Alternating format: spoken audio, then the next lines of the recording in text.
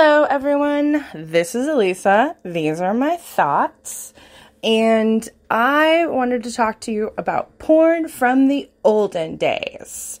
Because I feel like a lot of people alive today do not understand how porn was. Okay? First of all, it was hard to find.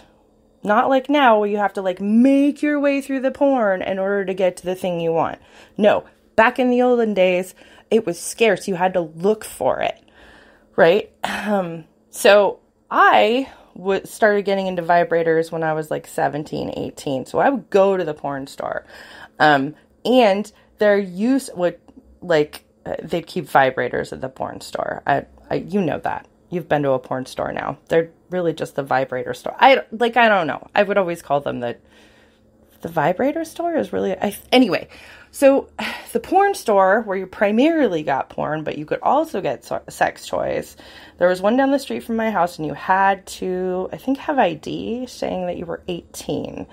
And the weird shit was there was always a back room, right? This is California porn stores. Maybe they were worse. I've heard some stories about some New York shit and probably some San Francisco shit. But this is kind of your standard every town porn store.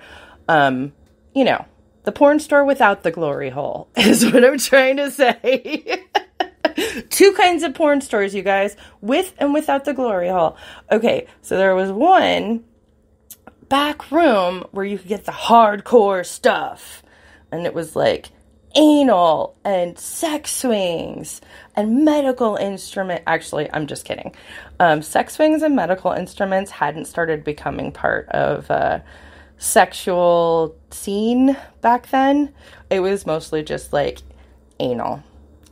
And actually, maybe that's where the sex toys were, and that's why I went back there so much. I don't remember. I'm not really into porn because when I mean, first of all, it's just I don't watch cooking shows because it makes me mad that I can't eat the shit they're making, right? And I sort of feel like that about watching porn. It just makes me mad that I'm not having that sex. Masturbating to it doesn't feel right. It's just like having a hamburger when you're watching someone make a souffle or something delicious and complicated that you are not eating. Anyway, so I wasn't interested in the hardcore shit. Also, the other reason I don't like porn is because women in porn tend to be raped. They don't tend to be paid very well. They're sort of used up and then thrown away. They don't have a lot of rights. I think there's better porn now. I think there's more feminist, more women directed and executively produced, but there wasn't back in the olden days. So I was just oh, okay, well, that's just a mill for fucking over women. I don't need to participate in that system. So I just wanted to tell you that my favorite stories are when boys, it's always boys, it's never girls, would come across porn in the woods. That is a real thing that used to happen all the time. And I've been thinking about it lately, about all those boys who found all that porn in all those woods. And I heard stories from kids I knew, but I also read about it in teen magazine or whatever. Anyway, so they'd find porn in the woods and then they get to see their first boobies, and it was a big deal. And I just the other day I was thinking about the porn in the woods, and I was wait, that means somebody was jacking off in the woods. Now, I've had sex in a tent in the woods, but just sitting on some pine cone needles and just getting off does not sound comfy to me. My grandfather owned 2 acres of land, so we felt like we had woods, and we did. There was a lot of cool places to hike, and there was a canopy of pine trees. So redwoods, pine trees, one of those things. So, oh no, it was Christmas trees. So they could cut down their own if they wanted and have it in the living room. Anyway, it was full on. You could make forts. There were horses. It was super fucking fun. But I would have never sat down in those woods and jacked off. Even, like, now, back then, if I was a dude, still not comfortable enough to jack off. It just seems, I mean, it seems nice because it's exciting. Somebody can catch you. I mean, really.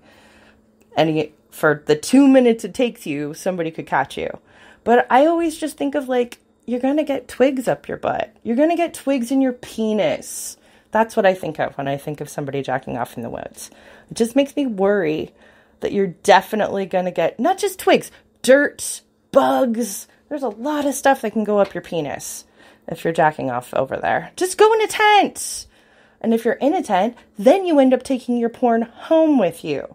So these guys clearly weren't in tents. Okay, that is my story about porn in the woods. And porn in general. I don't know if today is better than yesterday. I do know that it was inconvenient to go to those stores to rent porn for a lot of people. There was also a lot of shame involved. There was like a whole thing.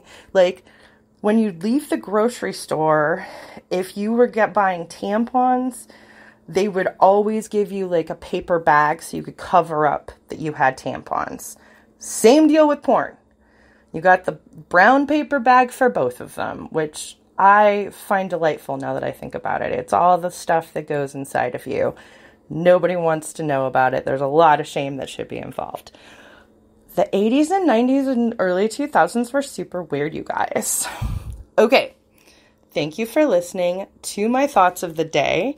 As always, these snarky cards are the reason you're listening to this podcast. And today's snarky card is Happy Secret Abortion. Fuck that dude and the sperm he carelessly left inside you. Sincerely, everyone. Get these snarky cards and more at snarkycards.etsy.com and coupon code THOUGHTS for 20% off. 20%. Sorry, I said 25. I didn't mean 25. I meant 20. 20%. Thanks for listening, you guys. Happy vagina. Alisa Starr, blabbermouth, breathtaking, so bizarre. Alisa Starr, trying to get you to laugh at your scars. Alisa Starr, tells you what's up wherever you are. Alisa Starr, she is a booby blabbermouth who is